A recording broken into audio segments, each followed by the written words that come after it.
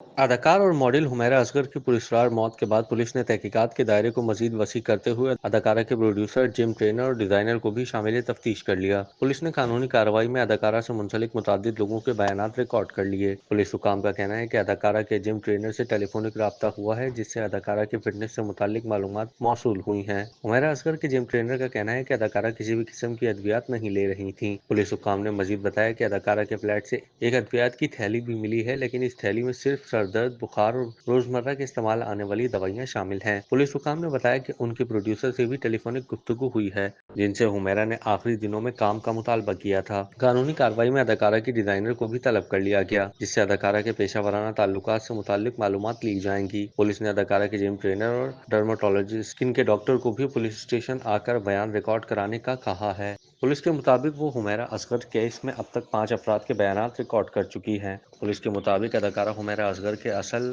اور ٹیمپرڈ شناختی کارڈ کی کاپیاں سامنے آ گئیں۔ وہ 2 شناختی کارڈ استعمال کرتی تھیں۔ حمیرہ اصغر نے اصل شناختی کارڈ میں ٹیمپرنگ کر کے تاریخ پیدائش تبدیل کی ہوئی تھی۔ اصل شناختی کارڈ میں حمیرہ کی تاریخ پیدائش 10 اکتوبر 1983 درج ہے۔ ٹیمپرڈ شناختی کارڈ پر حمیرہ اصغر کی تاریخ پیدائش 10 اکتوبر 1997 درج ہے۔ کیا آپ کاروبار کی تشہیر چاہتے ہیں یا social media plate form manage کرانا چاہتے ہیں؟ تو دیر کیسی، ابھی رابطہ کریں اونلی نیوز کی ٹیم سے۔ ہمارا کانٹیکٹ نمبر آپ کی اسکرین پر ہے۔